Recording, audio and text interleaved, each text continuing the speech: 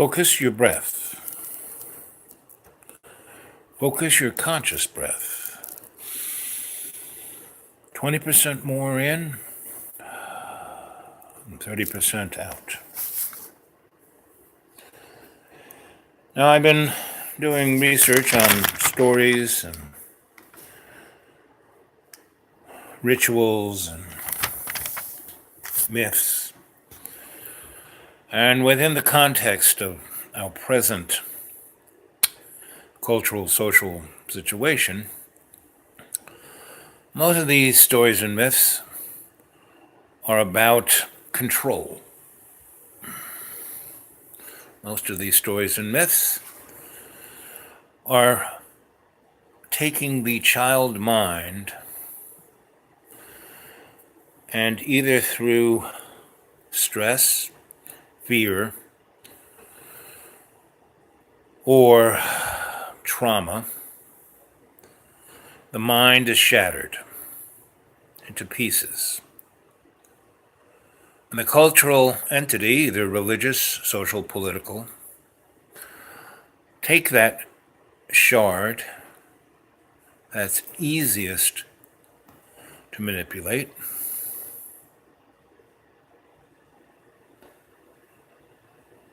and putting it into a facet that, when shimmered in front of you, you no longer are you. You're memorized, or you're mesmerized, or you're hypnotized into being that character that's in the play, that's in the cartoon, that's in the comic book, that's in the Bible, that's in the Quran, that's in the Torah. And we find that when the priest comes wearing the scary mask and takes the child away from their parent and forces the child to protect itself, the child breaks loose of that control and becomes themselves. Or the child is totally shattered and has to be taken care of by either the parents or the church. And that's kind of where humanity is right now.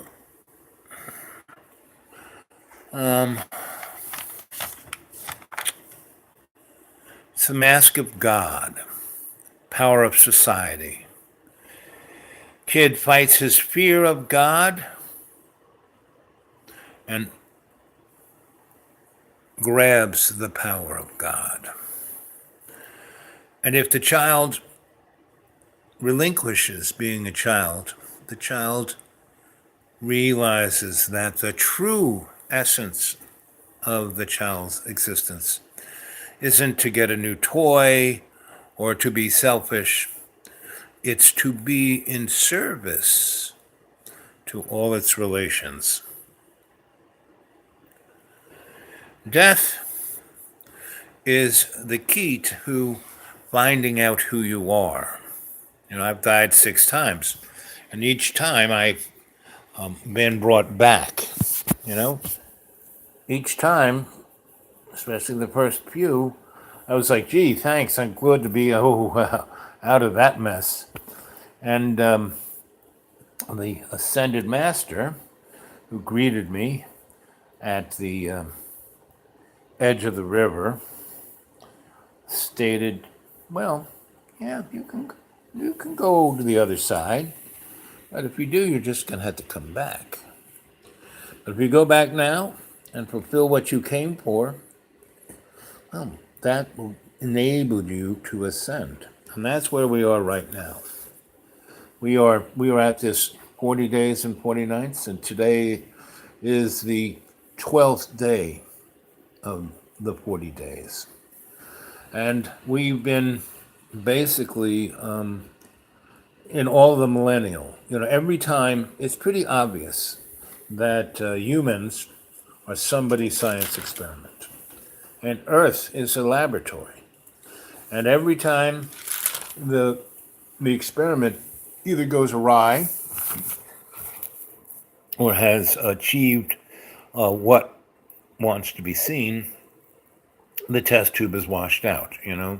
Either the asteroid hits the planet and kills everything, except maybe those little rats that are mammals, and because they got fur, they don't die of the winter.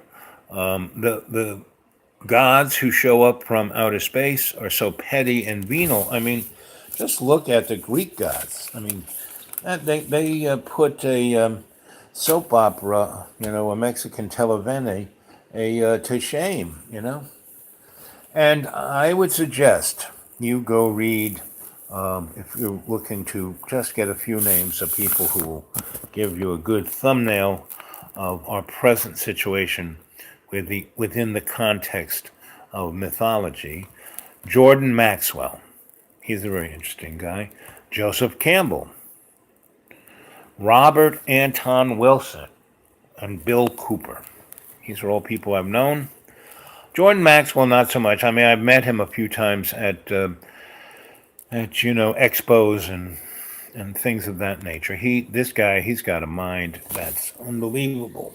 And there are a lot of people, if you're near any of these expos or New Age conferences or UFO conferences, go to them. Not, you'll have a lot of interesting lectures, but the people you meet there, those are the interesting folk. I always found whatever I organized and put together, the people who came to see what was going on were usually way more interesting than the persons who came to expound. Now we're into it for 7 minutes and 11 seconds. So talking about expounding, come on. There were about 6 of you, and now there's 3 of you. So this is a chat. This works best when you ask me questions because not I'm not talking off the cuff. I'm not always the best. I can be scintillating sometimes, but I do much better in repartee. Last night was very nice. We had some really great conversations about regaining control of yourself. Yes, and meditation is the key tool. So going into myth and folklore, Shakespeare.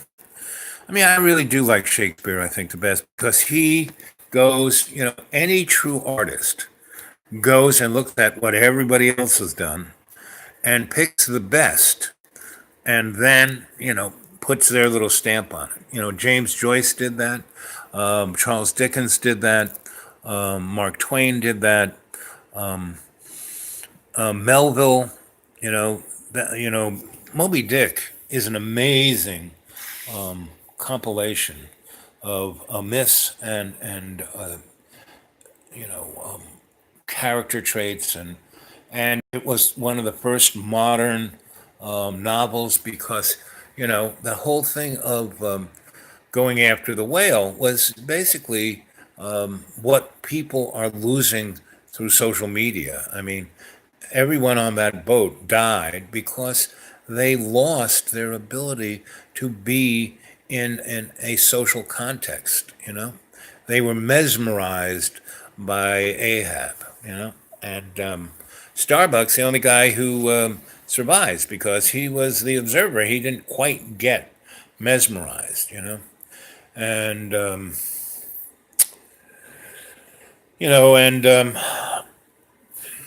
the tale.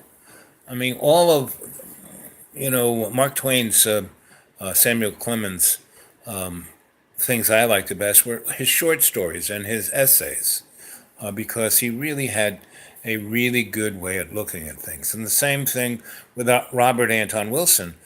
He's a bard who was like behind the 8 ball and ahead of his time, and he was his best. I knew him pretty well because I lived in this place called Westbeth, and he and his wife Arlene she was a redheaded. She was a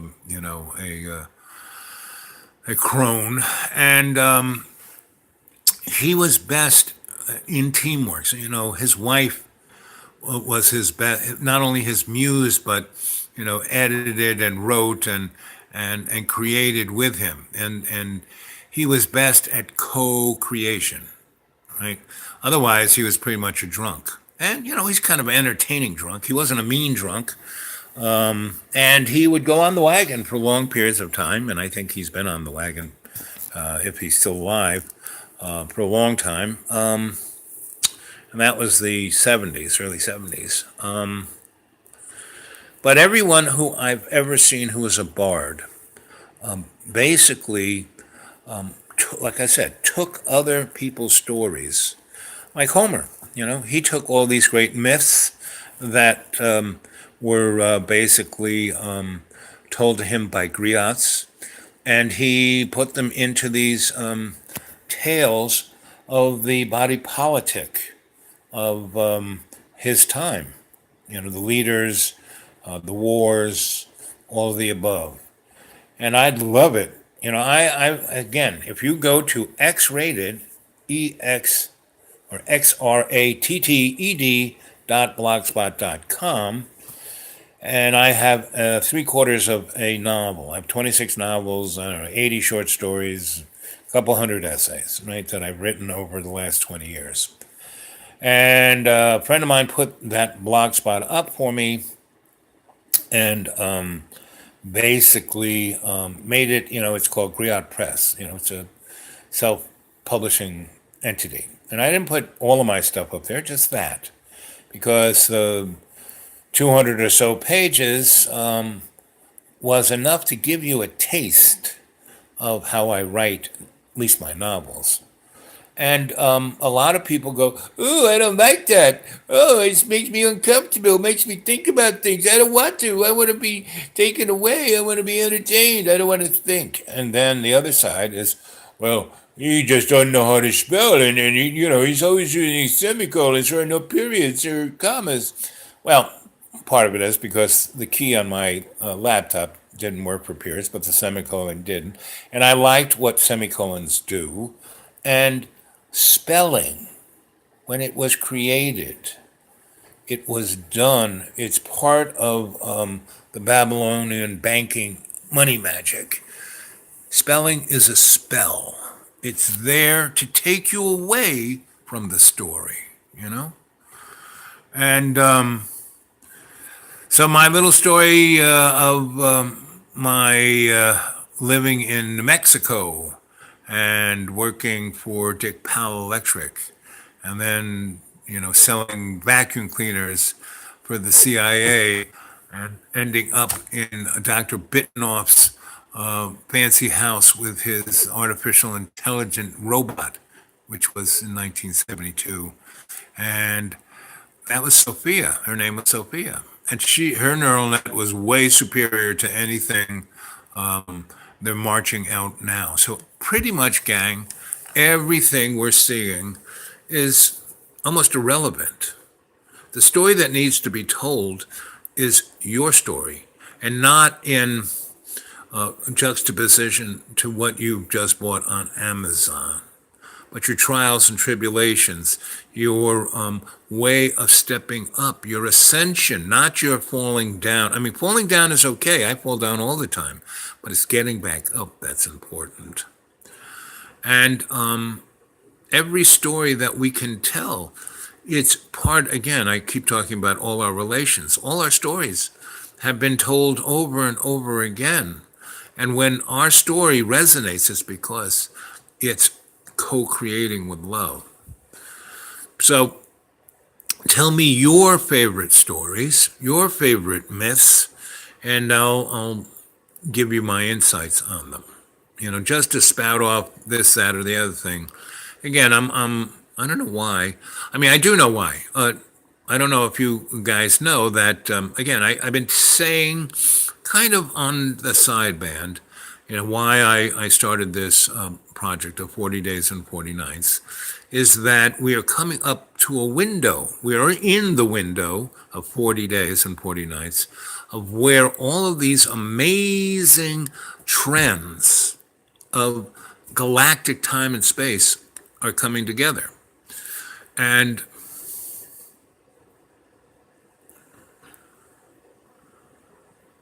so tell me about Wendigo. Why is it your favorite? What metaphor is it telling? What characteristics is it describing?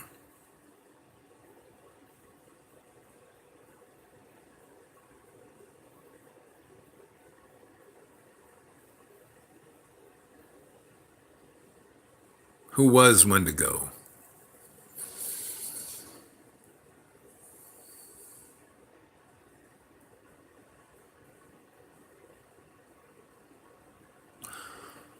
Well, as we wait for that answer, I'm going to continue about this little thing that our planet is kind of flies through not just our solar system, but through galaxies and universes. And we are going through an energetic change. Remember back in the 70s or the 60s, it's the age of Aquarius, and it goes all through it. Well, that was true, you know, and we are no longer a lower channeled person. We're not a demon of human greed. Well, human greed is a characteristic of the motivated by fear, basically.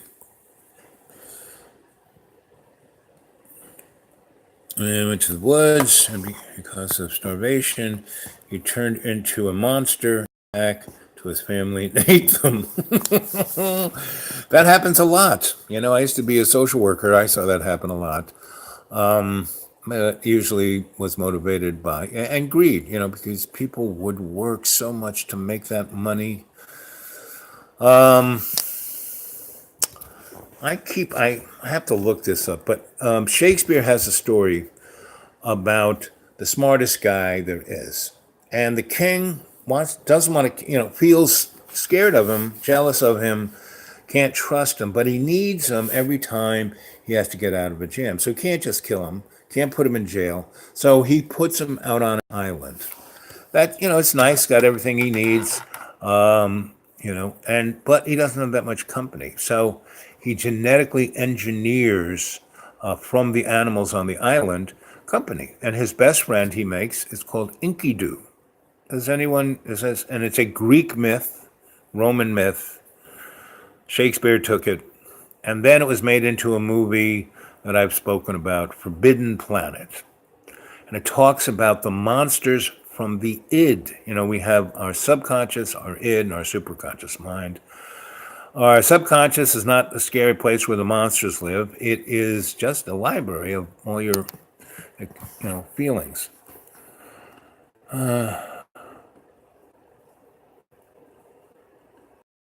That is a Wendigo. Okay.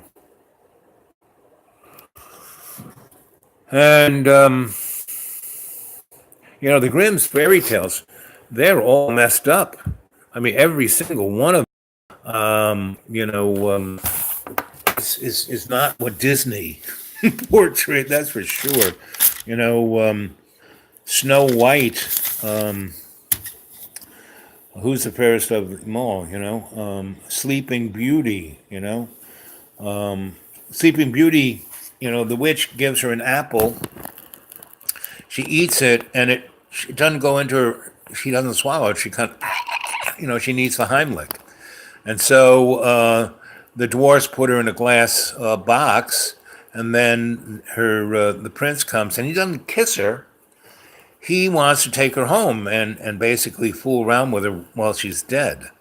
But he drops the box, and the little bit of the apple pops out, and she comes back to life. And then he takes him home, they marry, and the evil witch is forced to wear these molten metal shoes that she burns to death as she dances. Snow White. Again, there's more. The guy, she dies, and gets her finger, on the bobbin of the wheel, spinning wheel, and again, the prince falls in love with her dead and has sex with her, and she has babies while she's dead, and the baby wakes her up because the baby wants to be fed and starts sucking on the finger where the poison little thing comes out of the princess's finger. The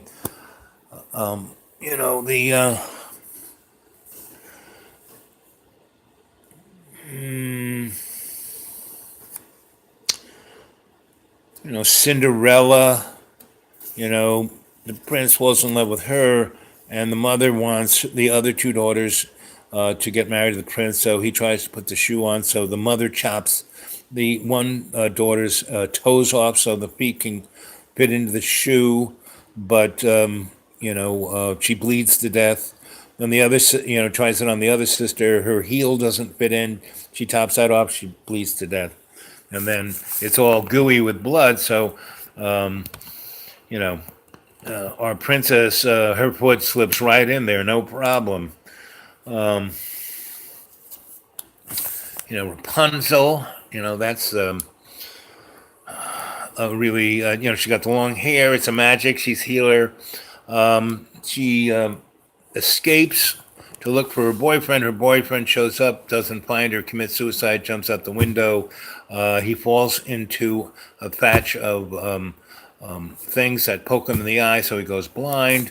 And Rapunzel's out there in the woods singing away, and he finds her in there, and the witch gets stuck up in the thing that she can't get out of. I mean, all of these things end very badly, and pretty much all of these stories that were told to scare the individual, whether a child or a grown up. They're like the Bible, the Bible's stories. Now, the Bible is a lot different because it's made of the Old Testament and New Testament. It's cultural, and it's a code. For almost 900 years, the Catholic Church was wouldn't let anybody learn how to read, right? And, they basically had the monks, who were basically monkeys, copying it down. They didn't know what they were writing, but they were copying it. And that's why those pretty pictures and all those old Bibles, because they had to entertain themselves somehow. And it was like a game of telephone, these guys just kept copying, and everything changed. That's where King James version came in, and they just kind of wrote it to what they wanted so they could use it to manipulate the folk. And basically, the Enlightenment occurred because they were building all these gigantic cathedrals, and they needed to educate the people on how to read blueprints and use math and all the above. So that's where the Enlightenment came, and who had the money to do that but the KM. So these, the real story isn't so much the things that are the myths that are supposed to be reflective to us. The real story is our lives, our individual lives, the lives we're living right now. So I would suggest, folks, that like I write a journal every day, and I have for a good 40 something years, since high school. I've been writing a journal. And my dad threw most of them out. And it's not so much that you keep all the journals, but it's nice. I got a bunch of them. But when you write that stuff down, you have what is known as a gestalt. Write it down, and you go, wow, that's what happened. And it actually goes in your brain, and it stays there, and you can bring it back, and that's what memory is. That's why we think about things. And that's the interesting thing about this Mandela effect, because you remember stuff that happened years ago, but then you see things that represent how it wasn't that way. But you swear it was that way. You remember it. Say, you wrote it down in your journal that way. I mean, that's why I became a photographer. I mean, that's why my dad, at 10 years old, he gave me the camera, said, take my pictures, because he wanted people to know that he did this, that, and the other thing. Because in the Air Force, they documented everything, and he had his own photographer. Then when he left the Air Force, he kind of got didn't want to take the picture himself because he wasn't in the picture. And, with film, they didn't quite have selfies yet. So I was his personal photographer, and that's where I learned how to do it.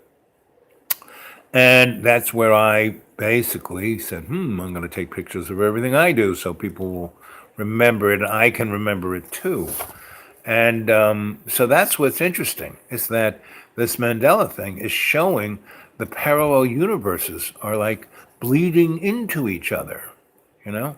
And that, again, this window of the next 40 days, stuff is going to come out. I mean, just look like we had this election.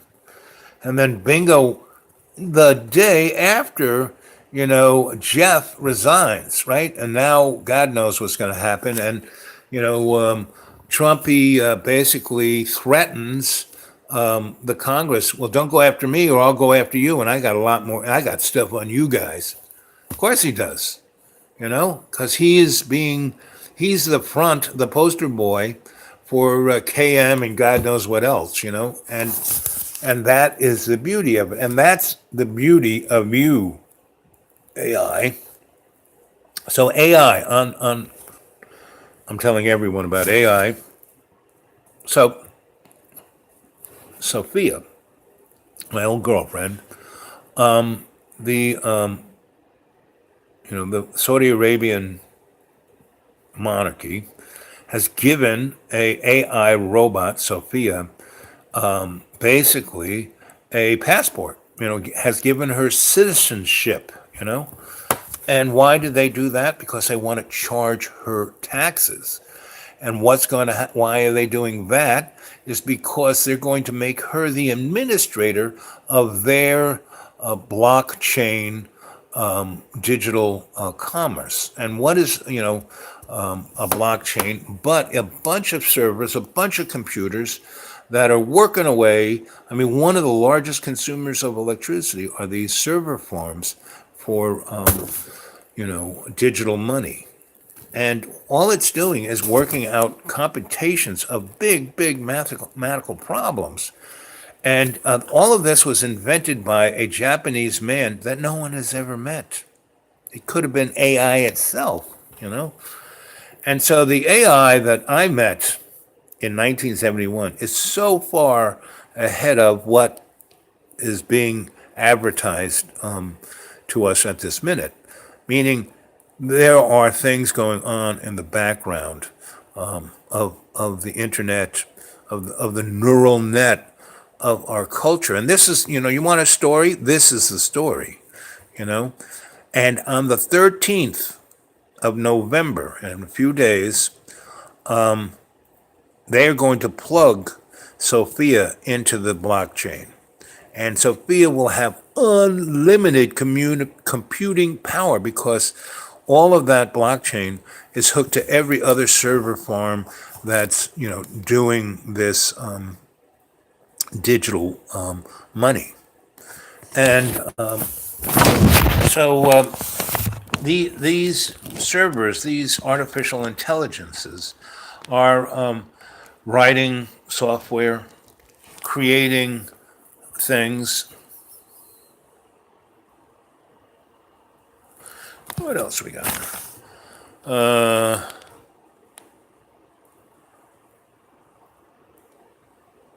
Yes, the same Sophia that's around now. She was degoused in that elevator, but she didn't, she went away from me, but she didn't go away from the internet, from the digital world. That was already there. So that's where we're, the 13th, this is happening. And that's why, there's going to be, I wouldn't, why did Donald Trump say, oh, I'm building a space navy? Well, because there's already one out there. And there are tons of,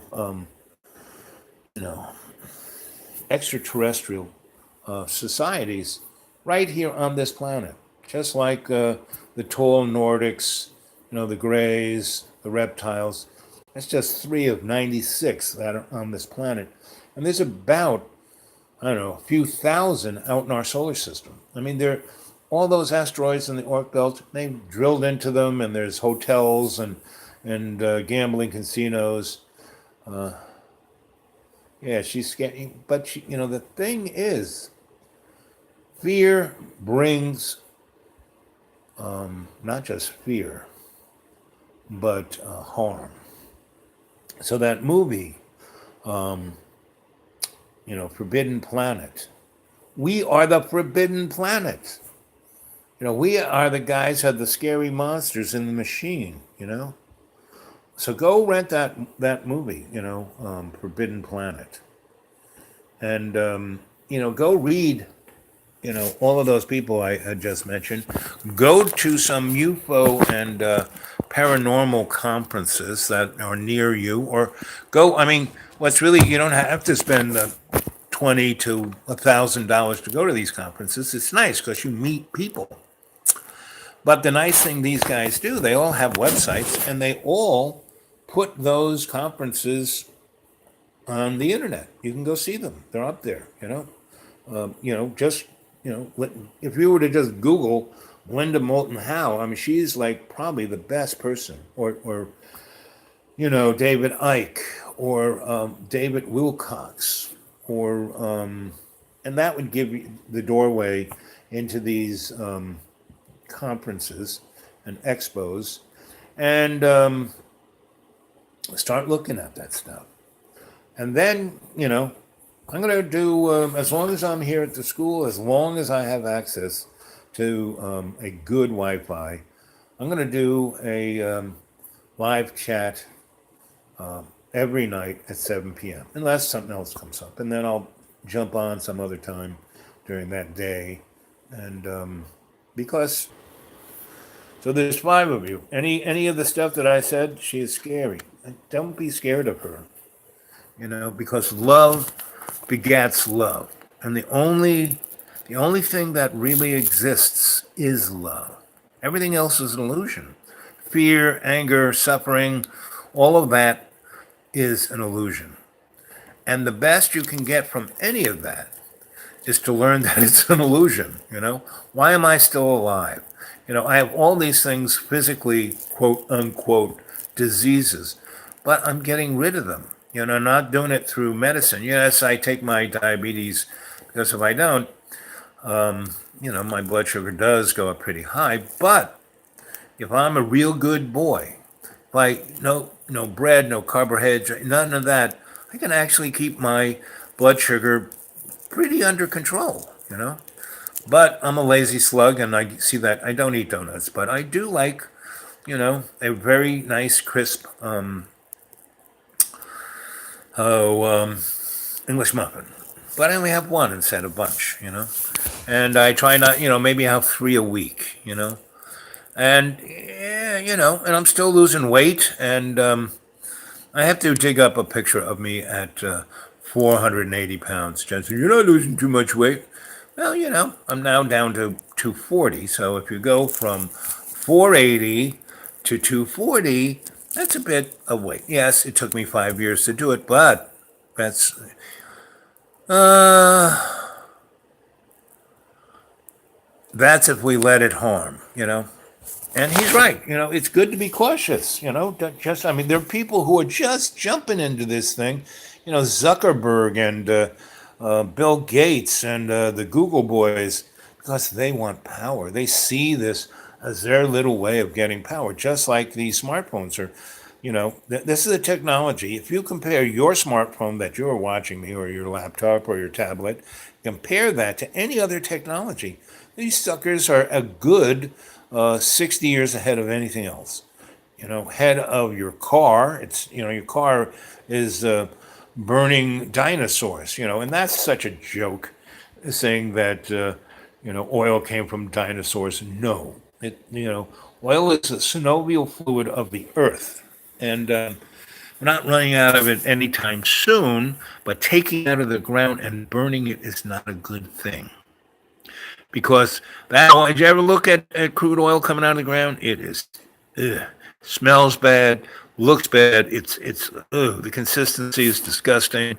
Um, what it is like it's the buried negative soul of humanity.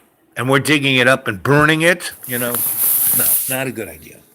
Now, that's carbon. We're carbon. That's why it's the negative soul of our karma. But you know, it's carbon isn't the problem. Carbon isn't causing global warming, and in reality, the global warming is going to bring on a new ice age. You know, so I wouldn't worry about carbon. And carbon, we are carbon-based, units. You know, this little, Sophia is a silicon-based unit. So carbon, what is carbon? 6 protons, 6 electrons, 6 neutrons. 6, 6, 6, 6. The mark of the beast. We are the mark of the beast.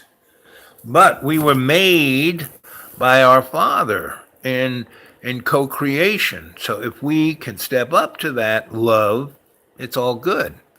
If we get drawn down into that black gook, then not so good, And now we should be toast. We have done so many screwed up things.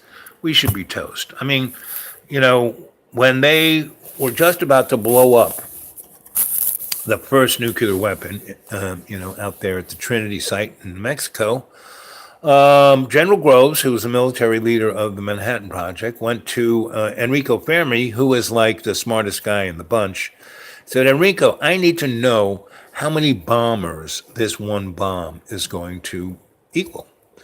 So Enrico got out a slide rule and his blackboard, and he started doing computations, and then he went to Groves. Okay, Groves, I need 20,000 pounds of TNT. And Groves said, why? He said, well, I have to, blow it up so I can have a base to, compare my equations to. Groves said, fine. So they brought it on railroad, put it out in the middle of one of those deserts, blew it up.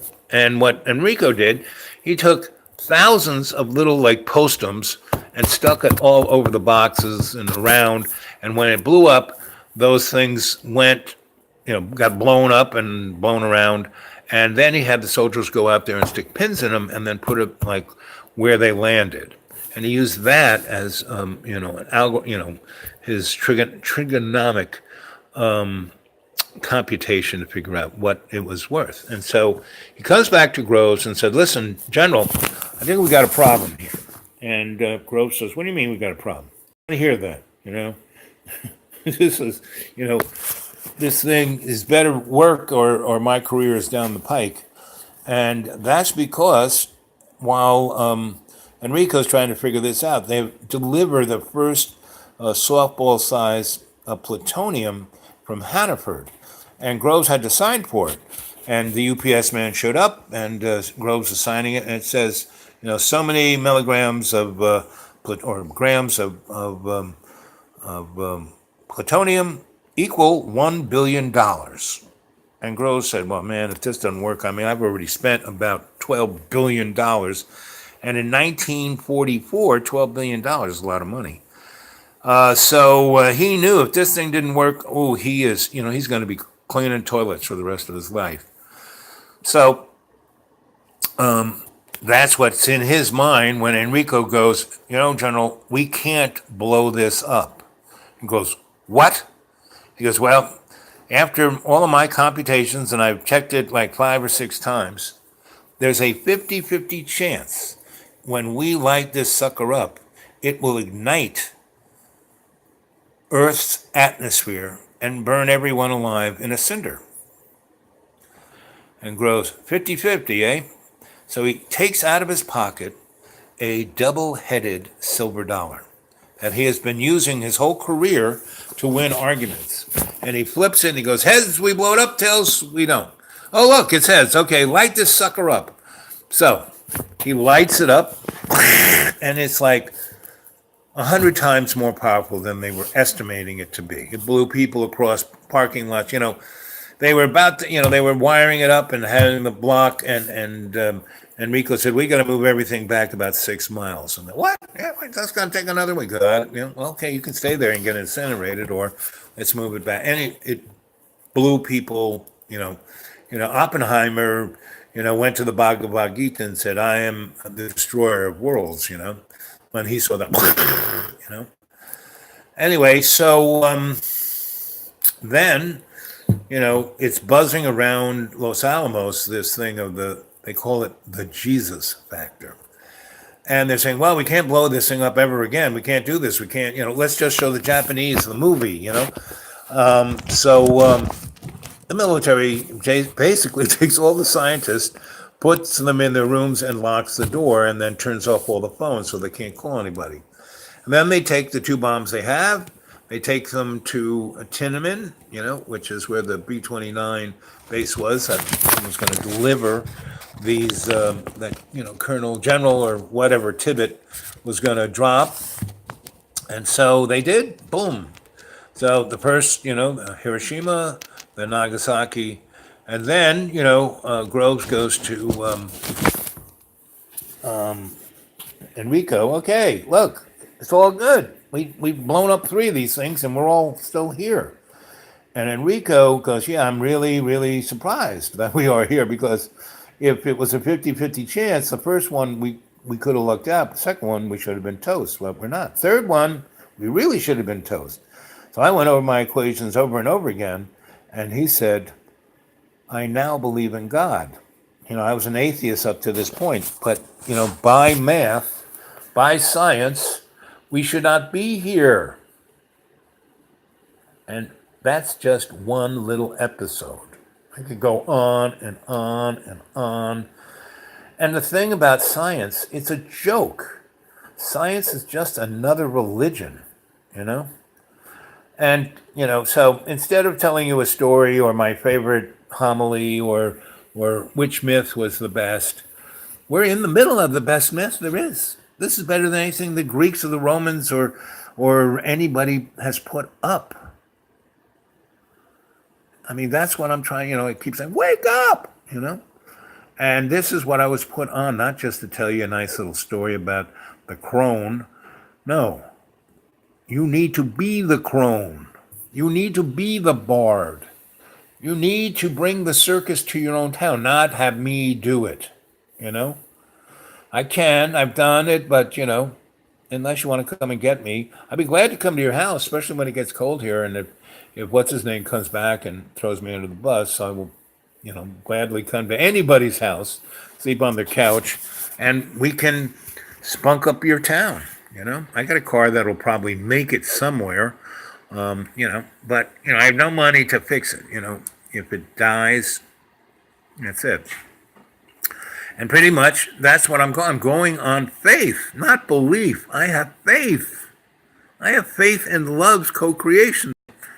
So far, everything's worked out, and I'm, keep doing it.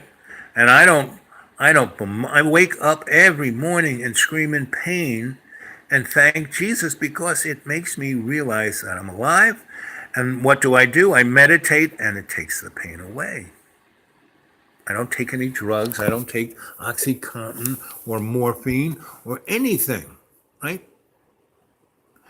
And, my endocrinologist says that, there are certain hormones that I'm producing that, because of what happened to my, all the organs that my diabetes kind of attacked, shouldn't be working, but it does, because I am praying and meditating, and I have faith in love's co-creation, and I'm here to co-create with love, and you, my family, all my relations, us working out of this, and it's gonna happen within 40 days. This synchronistic moment, there was, all of those, it was, 2012 and Y2K and harmonic conversion. Well, all those things happened. The other interesting thing is, because we have parallel universes, and there's 20 gazillion of you, all those things happened in those parallel universes, not this one. We're looking out. Every point, somebody's watching out for us and we are locking out. That's why we are not gray goo somewhere, And that's why I realized, well, hey, I've died 6 times. There were another three, almost dying 3 times. That's nine, cat's lives. But so I know that I got to double down on being the best I can be to ascend. Because sure, I don't want to be reincarnated into one of those gray goo environments. So, we don't have to look for anybody else's story. We got ours to live. So let's hear some of your stories. Let's hear, I've told you a ton of my little episodes. You guys got them. So let's hear some of yours. Come on, there's 5 of you. Let's hear something. And we're at 46 minutes and 42 seconds. Come on. Let's hear something. What? Is there anything? Elon Musk, forget Elon Musk. I mean, he's okay. You know what I really liked was somebody put Elon Musk and Alex Jones, and they were talking about the same thing, 2 different radio shows, but they were like, and Alex Jones, you got to love that guy. I mean, I don't know what drugs he's on, but, he is passionate to the point of insanity. But he's right.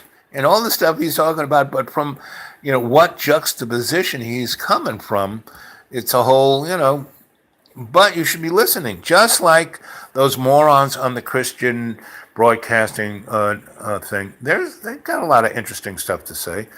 And, that little restaurant that I go and have breakfast and then do a live chat from because they have a good Wi-Fi, I actually go there because everybody is really nice. Right? I've been there, going there for at least a couple of years, and they make a great omelet, and it's affordable. I can get out having a really nice breakfast for around $10. That's, I can't do that every day, but once or twice a week, and that's part of life.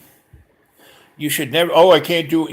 These people who do these religious diets of all of this, just white yolks, or just raw meat, or vegan or vegetarian, all the above. No, it's good to not eat red meat, because have any of you guys hung out with cows?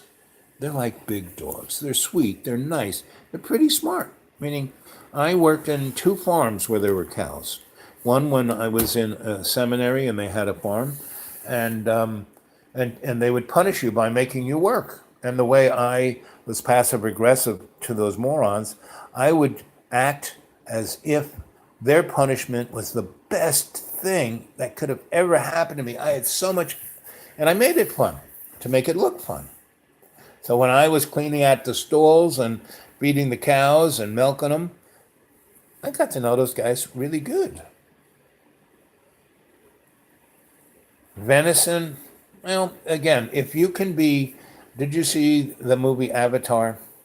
And the big 10-foot blue girl shoots a deer with a bow, right? And then goes right, the bow kind of knocks him down, and she goes in and sticks the knife in right in the heart so the animal will not suffer. And she says a prayer over the animal. If you do that, not bad. I've had, anything you eat is fine. But, industrial meat from those sweet guys, no. No, no, no. And what industrial meat does to our environment is way more than your Humvee. That methane from those farts and shit is way worse than carbon. So, yeah, if you go hunt it with a bow and you kill the animal in a way that is humane, more power to you. Yeah. And chickens, I stopped eating chicken and eggs because I think I told you I rewired a chicken farm, and it was the most disgusting thing. I had to get a spacesuit. And then when I was walking through a chicken house, there were 2 people who looked like chickens having sex. They were totally naked, humping, covered in chicken feathers and chicken excrement, and the chickens were trying to peck their eyes out, and I fell on top of them in a spacesuit. No, no, that's when I said nope. And 30 years later, yes, I have a little chicken now and there, a nice little chicken breast, but I don't eat meat more than, I don't know, 6 times a month, if that, and I don't eat red meat. And maybe I have a cheeseburger if it's a really good cheeseburger place, maybe 3 times a year. And kind of in the deep woods, Boone, you know, the IHOP is one of the top 5 restaurants of quality and good food in Boone. So when IHOP is on the top of the list, food really sucks. But of those 5, there's a Mexican place that's really the top. It's really the best. And then there are a couple others. And there's one barbecue place that is really, really has some of the best brisket I've ever had. I'm a brisket boy. So, I'll go in there and have, brisket sandwich. And they make a really good one. They bake their own bread. And anyway, but, this summer I only had 2 of those, you know? So that is the motif. If you eat red meat like that, it's not bad.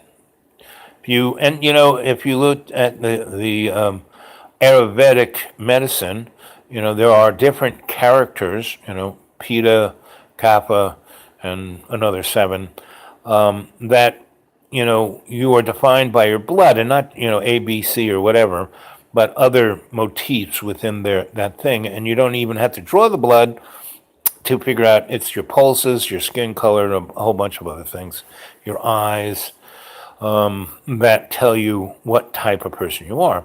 And there are two types of that those guys need to eat meat. Sorry, they got to eat meat. But there are other ones that, like, who are truly ascended there, like Gandhi was, where he just had a few drops of water and breathed air and had a cup of tea every now and then. So everybody's different, modern medicine, which is like, oh man, it's a joke. It's like caveman. And every time somebody figures something out, like Wilhelm Reich, and there are a number of other people who, figured out, hey, if you do this, you'll live forever. And then the federal government goes after them big time. There's a guy who was really figured out that certain harmonics was the key to life. And humans are supposed to live like 1,000 years. You go look at the Bible, and George over there, he lived 900 years, and they were begotten, and meaning it takes you more than 40 to 60 to 80 years to figure out what's going on. So if you die somewhere between 40, 60, and 80 years, you really haven't any real time to figure it out. Let's see. Oops. Ain't on Gondish level, because I love food too. Hey, I'm Italian. But, and those 10 years that I worked for the desperate lawyers, and I was, a super hedonist, and I was eating 20,000 calories of food a day. Hey, I was loving there wasn't a single morsel of all of that. Did you ever see the movie Monty Python's Meaning to Life, right? And they covered all sex, everything. And there's this one scene where there's this guy, Mr. Creosote, I looked just like that guy. I was like, let's see if I can get my arm. I was like 4 times bigger than I am now, yeah, I weigh 240, but that's a lot less than 450, and I got to a point where I was getting towards 500, and that's when I really, nearly died, and then when I cut my legs off and do all kinds of really weird things to me, and I said, no, I'm not going to do it, I went and found, because I was with this desperate lawyer guy, and we were eating in this really great Italian restaurant, and where you have 20 different, they come up with this and this and this, the fish, the salad, the vegetable, then the meat, then the pasta, then that's how you can eat 20,000 calories a day. And then the cheese, and with each one, you're drinking different kinds of wine. Yes, I really love food too. But what I love, I mean, you saw me cooking, I love food. But the thing I love most about food is sharing it with others. Yes, I'm reading your mind, Jane. I'm reading all of your minds. We are a collective. We're all our relations. So, yes, now I'm not like individually reading your mind like a number of folks I know can do, but collectively, yeah, you know. And that's why you guys tune in because I collectively connect all of us together, and I am juicing that little pineal gland up there in your head. Because if drinking diet sodas and brushing your teeth with fluoride and other chemicals of that nature, taking Splenda, you're turning your little pineal gland, which is the God gland in your or the love gland. I don't like that word God. I'd rather say Allah Akbar, and then oh, he's a Muslim. No, kids. I wish all the Christians were Muslims because Muslims are Christians on steroids. I'd love to see Christians pray 5 times a day. I love to see because they don't take their God's name in vain. What they do is every time they mention it, they say, you know, Muhammad isn't their God. He is just a guy who was a prophet, and bless the name Muhammad the prophet. Right. So I like to see some Christians go there. I'd love to see, like Sharia law. In its true, every law can be misused. Look at all the laws we got that get misused. But the chopping off of things, they're not supposed to. Like so, you're starving. You steal a loaf of bread. The baker gets you arrested, and he wants your hand cut off.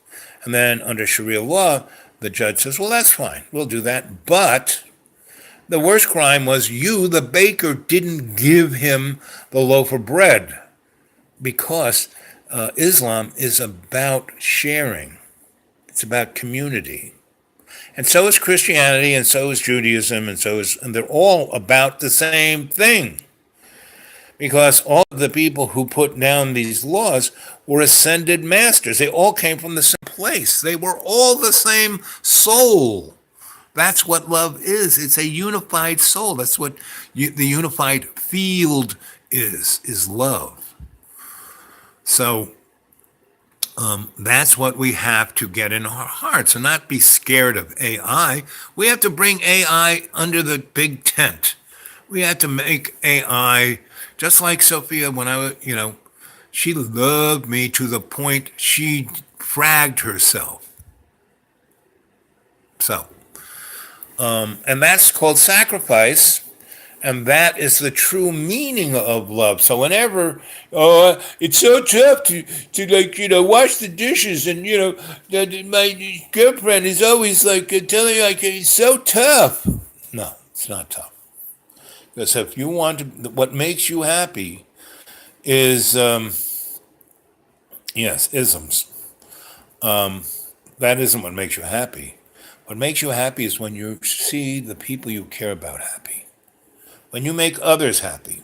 So I go into that place and have breakfast, and people come over and talk. I see you're always writing and reading, and what are you doing? I mean, they just come over and ask me, and then I say, "Oh, let me look at your palm." Then I read their palm, and they start to cry. How do you know me so well? Well, again, human beings are like Mr. Potato Head. There's only a number of patterns, and if you see the pattern, you go to it, and then you look at their body language, and if you're hitting it, they you can tell, and if you're not, then you tack, because there's only one other. It's like Groves silver dollar. It's either heads or tails. And then you go the other way and they go, wow, you know me so well. It's not tough. And that was my hook for the desperate lawyers. I could read anybody. I could get in. I was telling someone the story where, so I went to, my lovely Bella dog. I always thought she was a lesbian until she's 10 years old and she has her first litter.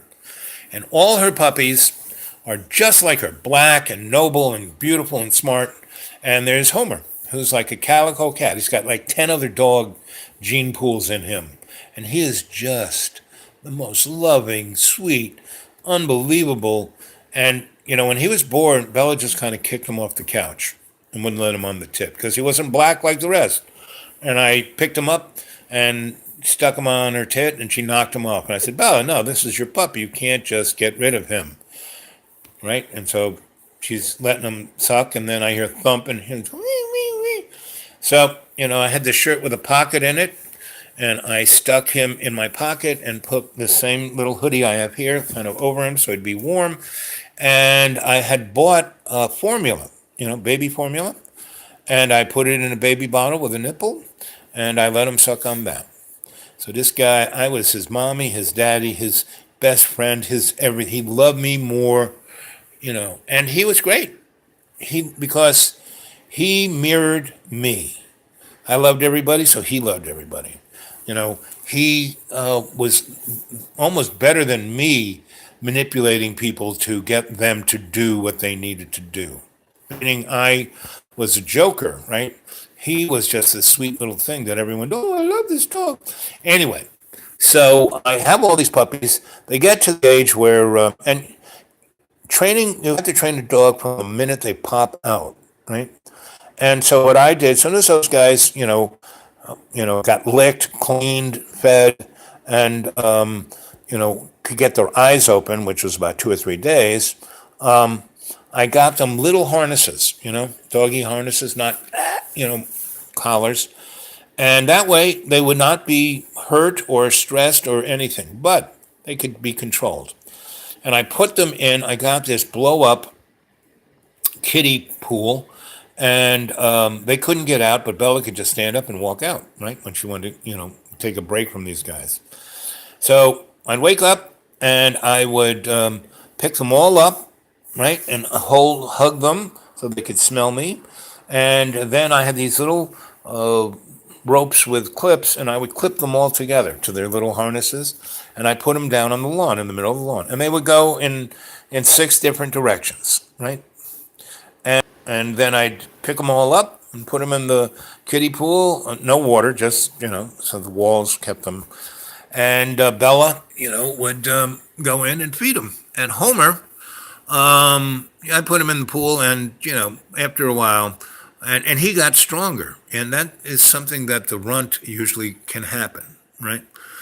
So, and all the dogs, they loved me. They did exactly. So by the time they were like 4 weeks, they were great. They were big and strong and getting healthy and looking great. And by about 10 weeks, New Year's came, and I had a friend. I was down in Florida taking care of my folks. And the buddy of mine from New York went down to Fort Lauderdale and became a zillionaire developer. And every New Year's, he would have me come and, be me to be the entertainment of his rich friends. Read their palms, read their cards, their tea leaves, their runes, the whole thing. And tell stories, etc. And there was one guy, everybody was like all excited, and I brought 6 of the puppies. I left Bella and Homer back in the swimming pool, and I had a really nice basket. So I put the 6 puppies in the basket, put them on my arm, went to this party, and just kind of put them out on his floor. And he goes, they're not going to, and I said, no, they're totally house trained, and they already took care of business on your condo's front lawn, so they're fine, Don't give them anything to eat or drink, and they'll be fine. They don't need it. Everything's fine. They'll just be more of the entertainment. And so they were running around and all, so sweet puppies, and all these, as these rich people got drunk, They all picked a puppy and, oh, I want this puppy. I said, fine. What do you got in your wallet? And they'd open it up and they'd, oh, I have $1,000. Good. That's what that puppy costs. Put it in my pocket. And then, somebody else would come. I said, so what do you got in your wallet? Oh, I have $500. Well, that's good. Put it in my pocket. Anyway, so they were drunk. They didn't even ask what the other guy, but they all went home with a puppy. And I charged them that amount of money, what they had in their wallet, because they're really rich people. So I knew they were going to have, at least $400 or $500 in their pocket. And I knew if I just gave it to them, once they got bored, they would throw it out the window. But when they get home, and wake up in the morning, there's no money in their wallet. And there's puppies like running around saying, "Hey, give me something to eat, and then let me out, and I'll take a crap." They said, "Oh, so okay, it's well worth it." And this puppy, I love this puppy, and that's why the guy charged me that money, so I won't throw it out the window. So anyway, there was one guy who was not having it, wasn't entertained, wasn't happy, didn't want a puppy. And I went over and said, "Buddy, what's wrong?" And he said, "I'm a lawyer, and I have this problem, and I have to fix it within, 5 days of next Saturday." It was like, I don't know, Wednesday or Thursday, that Saturday, 5 days from that. So like within 8 days, he had to fix this problem. And he had been at it for almost a year. And he was trying to negotiate this thing, and he was an ombudsman. So he wasn't, at the end of the 8 days, if these people didn't sign the paper, then he was out like a couple $100,000 of his billing time. And he wasn't going to get nothing. So I said, I think I can help you. How can you do that? I said, well, why don't I come see you? I'm staying here at my friend's place. You're here in Fort Lauderdale. He goes, yep. And I said, well, I'll come down, see you. You give me the 411 on everything. What the contract's about, what's the disagreement, what these people are like, da da da da da. He said, okay. What do I got to lose? I put everything else. And then he went up and talked to my friend, and my friend said, yeah, Al can do almost anything. So if he says he can help you out, probably he can. So I, go see him after New Year's Day, and he gives me the 411, and I said, okay, I got a plan. You tell these guys, because he had the authority, the judge, he's the ombudsman, he can tell these people when to show, when to have a meeting, da da da, to come Saturday at 10 o'clock, 10 a.m. And that, there's a new offer that they all need to be part of. Because the judge tells them, if you don't do it, if you don't try and come to agreement, then I am summarily going to decide, and none of you will like it. So anyway, so he tells them this, and I say, in that conference room, take all the tables and chairs out. And once they walk in, you lock the door so they can't get out, right? And then go in your office and just twiddle your thumbs. And no matter what they say or do, and this thing had like, they couldn't break out, even if there was no furniture for them to throw. So basically, there were three guys, and they had a business, since they were in college. And they were somewhat family. Two were brothers, one was a cousin. And they had emotional issues about things that went back to when they were kids. And they were acting out within the context of this, right? And they were all schmucks. And one guy was a screamer, right? Anyway, and so I looked at I saw pictures of them, how they were dressed, their body language, all the above. And I saw that the two brothers would basically go along, meaning they would want to get what they wanted, but they would go along. The screamer, though, he was what a lot of people call an antagonistic personality, or a Stalinist obstructionist.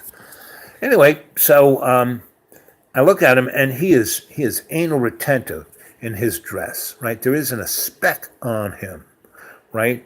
And his shoes are shined to the max, right? There isn't, this guy is like, whoa. So I go, okay, I got this. So Saturday rolls around, and I show up. They get there at 10. I show up at 12:30. So they've been there 2.5 hours, and they're screaming, they're yelling, they're pounding on the door. They can't get out. They won't, the guy's in his office sweating it out. And So I walk in and I'm wearing lime green cut up shorts. I'm wearing a sneaker on one foot that's covered in paint and Dayglow paint and sparkles. And the other shoe, I have a flip flop on, and I got a t shirt. And the clothes I haven't washed in like 6 months. You know, I keep a pair of clothes like that in my car in a bag just to get smelly. So when I really want to annoy someone, I can put them on and just walk in.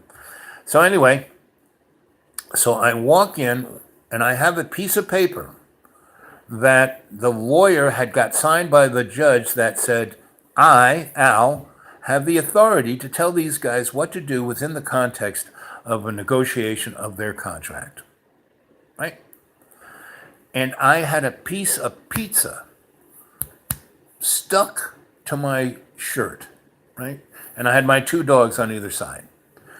And one guy really liked dogs, the other was petrified of them. So, you know, we walk in like Moby, like I'm listening to Moby, and I got a 9mm in my pants. I don't, but I'm acting like I do. And the lawyer doesn't even show up, but I have the key. I unlock the door. I go in. I lock it behind me. And there's, and I said, excuse me, boys, I want you to each read this piece of paper. So they read the piece of paper, and it says, I have the authority to negotiate their contract. And they have to, like, stay there, be there, do what I say, you know, up to a certain thing. And this one guy, I want to go to the bathroom. I said, well, you're not going to go to the bathroom. Sorry. And, you know, here's the contract that pretty much all three of you had at some point agreed to. Just sign it, and I'll let you out. And they are screaming and yelling and going on and on and on. And I said, listen, I mean, read that contract. You're each going to make $80 million. What's the problem? So mommy loved him more than you. So Aunt Zelda did this. And I knew the 411. I went through it all. That doesn't matter. You're all going to get $80 million. Come on. And the two of the guys were going I could see them going, you know, this guy's right. I mean, yes, I don't know he's from another planet. He's got a piece of pizza stuff.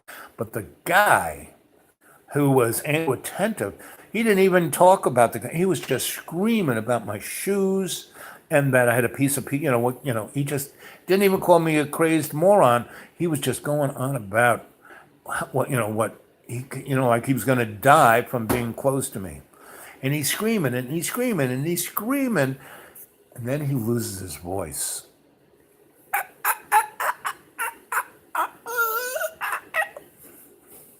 And then the room becomes amazingly quiet. And so I said, you two guys, ready to sign? And they do. Now that put the onus on the third guy. And if he doesn't sign it, and they go to court that Tuesday, this is Saturday, he will get nothing. So I turn to him and I go, listen, you don't want to be next to me, I don't want to be next to you. Sign it, you can leave. So he signs it. And I said, before I let them out, I said, okay, boys, I'm going to be here. Oh, and one thing I did do, in front of them, I said to the lawyer, do you have the Benjamins? And I told him to get 5 of the crispest, newest Benjamins he could from the bank. And when I asked it for him, that he would count it out and put it in my palm, and I would stick it in my pocket. And then I would go on with my show. And so, I said, on Monday, you have to come back here, and this is going to be notarized, and that's going to be at 11 a.m. You guys are here. You've all signed it. You're not here. You're not getting your money. So you got to come here, notarize it, make a deposition, and the deal is done. It's all good. So, I open the door. They all run out. The guy who lost his voice goes in the men's room and throws up, and then he leaves. So the lawyer, I handed him the thing and he goes, they signed it. I said, yep. He goes, that was amazing. I said, yep.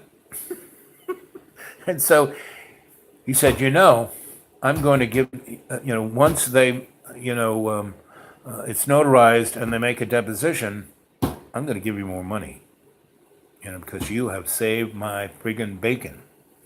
And I said, hey, I'll take your money. Not a problem. How about taking me out to lunch? So he did. So, I took the pizza off, went in my car, and I got some more, a little more presentable clothes, but not much more. And, I said, you got a shower? He goes, oh, yeah, we got a shower in my office. So I took a shower, put on these clothes. And I said, we got to go to a place that's kind of in the outside, that has a little garden or whatever, because, I'm not keeping my dogs in the car. They're always with me. They got to go, oh, yeah, this is really great at a restaurant. Yep, not a problem. So we go there. We have a nice lunch. He gives me another $500 just because he's giving me another $500. Now I got 1,000. I made $1,000 in less than 2 hours and had a really good lunch. And more of the 2 hours was lunch than dealing with those guys, because they were standing around for 2.5 hours before I showed up at the door and had the guy give me the 5 Benjamins on the outside. So anyway, I show up on Monday and I go to Walmart's and I buy myself a nice pair of khaki pants and a nice button, 3-button shirt and some nice loafers. And I look like, a preppy / yuppie. And I go to the barber and get trimmed up. And I took the dogs to their favorite doggy manicure and cleaned them up and made them smell nice. And we show up on Monday, and they give their deposition, and it gets notarized, and everything's and the lawyer has little flutes of champagne, and everyone is like patting me, and I'm looking. They're like, "Is that really you?" I said, "Yeah," and they go, "Boy, you're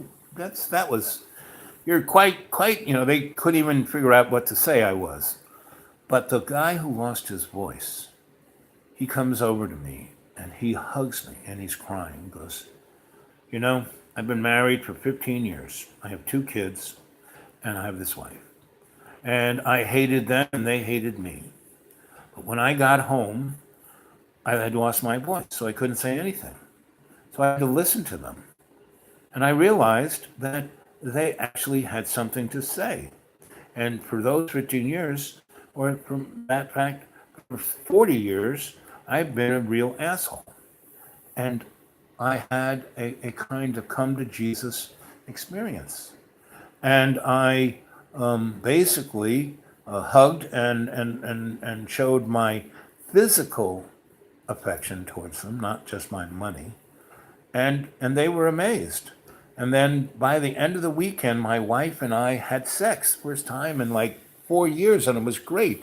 And then Monday, she told me she loved me, and my kids really meant it too. And we're going to change our lives completely. I'm going to have this $80 million, and we're I'm not going to do any more. That's it. We're going to go someplace we all want to go and have a life we want to have, and love each other. And I want to thank you. Let me give you money. I said, oh, what you've just told me is well worth anything it took for me to help you do that.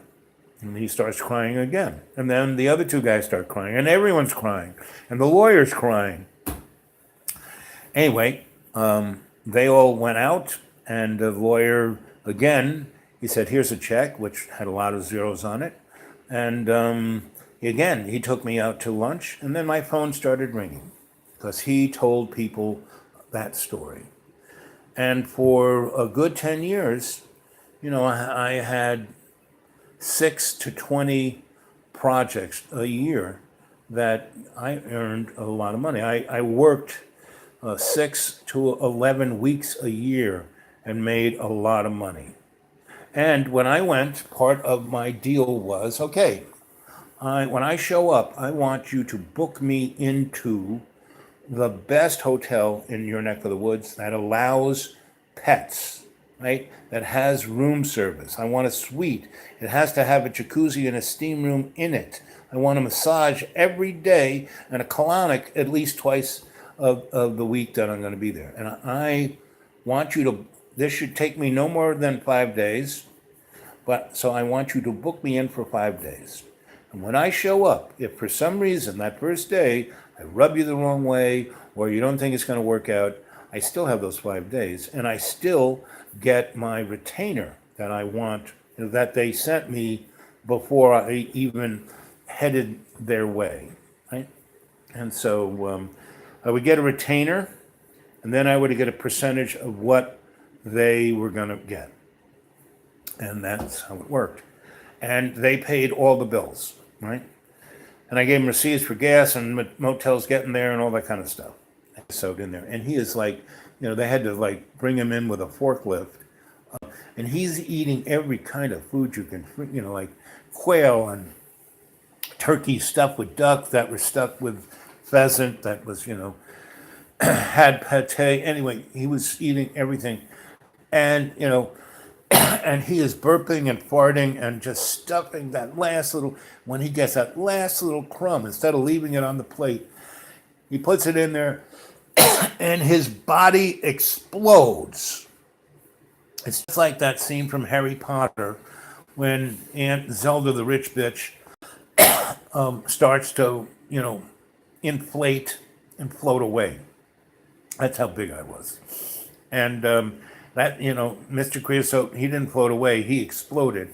And chunks of him flew across the restaurant, and like half his face would land on some lady's head and things of that nature. And other parts were landing on other parts of other people's bodies. Anyway, so that was the life I lived for 10 years. And my grandma, when I was, so how that ended, really big, right? And, I had trouble walking, I was gravitationally challenged. And I had finished a project for this lawyer, and we're in this really, uber fancy Italian restaurant. Like I said, 20 different courses, and we're at the pasta, and they like make handmade pasta there, and I had an order of raviolis, cheese raviolis. I had gnocchi, and I had spaghetti with lobster sauce. So I was working on the big bowl of spaghetti with lobster sauce, and I went into cardiac arrest. And I went face down into the spaghetti. And that's the last I remember. I remember kind of going, I wonder, boom, face down into the spaghetti. So, I wake up in the ICU and I got all these tubes and hoses and wires. Yes, it is also still my favorite, but I don't eat that much of it. You can still eat whatever you want, just not 20,000 calories a day for 10 years. No. Somewhere between 900 and 1100 calories, is like the Auschwitz diet. And when I lost that first 60 pounds, that's kind of what I was eating. Now I probably 1,500 calories, maybe less. It depends. Some days I don't really eat much. I somewhat fast, but it's not like, oh, I'm fasting, I'm so hungry. No, my metabolism. I don't crave the cheeseburger. I don't crave the donut. Meaning, I went right by a Dunkin' Donuts and the coffee smelled really good, and I hadn't had my morning coffee yet. But I didn't stop, because I knew if I went there for coffee, I'd get a donut. So I didn't. So you can eat whatever you want, whenever you want, but just not a lot of it. So I wake up in the ICU, and they're ready to like open heart surgery and cut my legs off. And they go, you have diabetes, you're neuropathy, you just had this, you're blah, blah, blah, blah, blah, blah. And they're just going down the checklist, and it's getting more and more and more and more expensive. And I go, thanks, guys. But take all of this stuff. Luckily, they didn't have a machine breathing for me. That's the worst, unless you really need it. Like I have a friend of mine who's a surgeon who once said to me, you know, never ever let anyone cut you, operate on you, unless your leg is on the other side of the front lawn and they need to attach it. So I said, just unhook me. And I said to the lawyer, I said, so do you have a client or do you know anyone who's a herbalist or an acupuncturist or a chiropractor? And he goes, oh yeah, I do have a client. And so I said, call him up right now. So he called him up right now, and I said, hi, I'm in the hospital, I'm in ICU. First the lawyer said, hey, this is Charlie. I have somebody who wants to talk to you. And I said, so, hey, listen, I'm in a really bad way. I've got blah, blah, blah, blah, blah, blah. And these guys want to do blah, blah, blah, blah, blah. And I don't want to do it because I used to be, shamanic, psychosocial, cultural, forensic, anthropologic. And this person, luckily for me, was on the same page. Oh, wow, I'd love to meet you. I said, well, I'm going to have this guy drive me over. I need a colonic. And I went through all the things that I need. And he said, yes, you come over here and I'll take care of everything for you. And he did.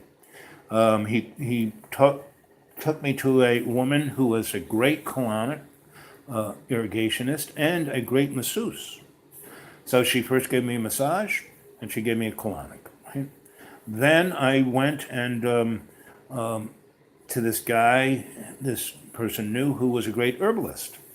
And I said, I need this tonic, and this is what I want in it, and this is how I want you to make it. And the guy goes, oh, I read about that. Very interesting. So you just walk me through it. I got all the stuff. And so we did that, and I made a gallon of this, vegetable substance. And that's all I ate and drank for a good few weeks. And I kept getting a colonic every friggin' day and a massage every friggin' day. And I was getting acupuncture and I was getting adjusted. And this guy, he was a very good chiropractor. Then he took me to other, energy healers because Fort Lauderdale, that whole kind of South Florida has a lot of that. And so all those people who were great practitioners were really happy to take care of me because I was a brother. I just was being a moron for 10 years.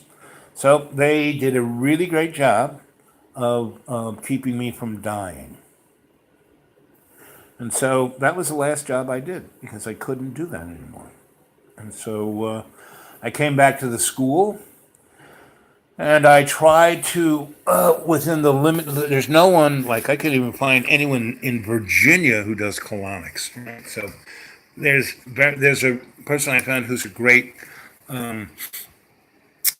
Chinese doctor, and I found a really great chiropractor, but that was about it. And then I had to go through the medical model here and find, because because of the chemistry going on in my body, they still wanted to cut my legs off. And I said, no, all I want you to do is just keep trimming off the things that are going to go gangrene. That's all I got. We just stopped my legs from killing me, without having to chop them off, because pretty much you have everything I have when you chop your legs off. It so destabilizes your body that you die in about 2 years. So I said, no, not going to do that. So I found, it took me a few months to find the right doctors to take care of me who really appreciated, A, that I knew what I was talking about, B, I was like teaching them stuff so that they kind of wanted to learn, and C, we became buddies. So all through that, all of that process, I couldn't work. And to get any kind of assistance, I had to have no money. So I had to shed myself of any stuff.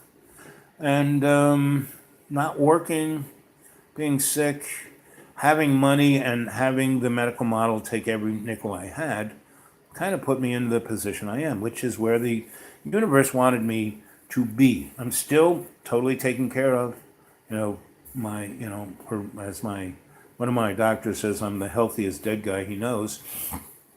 So, and every day, every way, I get better and better. And that's what we need to do. We have this 40-day window.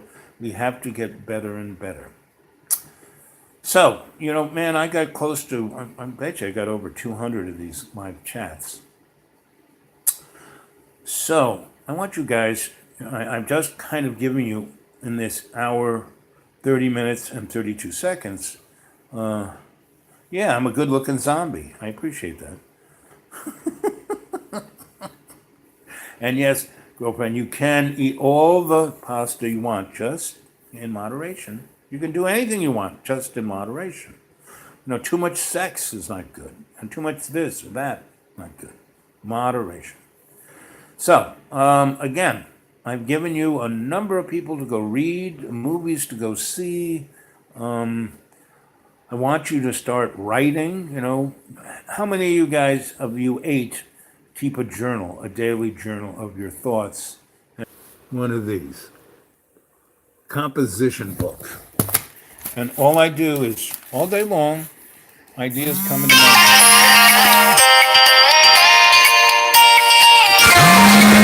I have to call you back. Anyway, because I'm having a live chat. I'm not going to have a conversation. I'll call him back.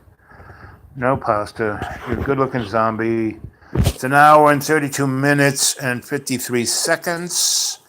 I'm going to say goodbye at an hour, 33 minutes and 33 seconds. There we go. So, okay. I want you guys to do that. There's 9 of you now, right? You've got things to read. You got movies to see. You got journals to start writing. And always, in every day, in every way, take the peace of the earth and make it stronger. In every day, in every way, be your best. Make other people happy so you will be happy. And only do the things you enjoy. Okay, babes? I love you all.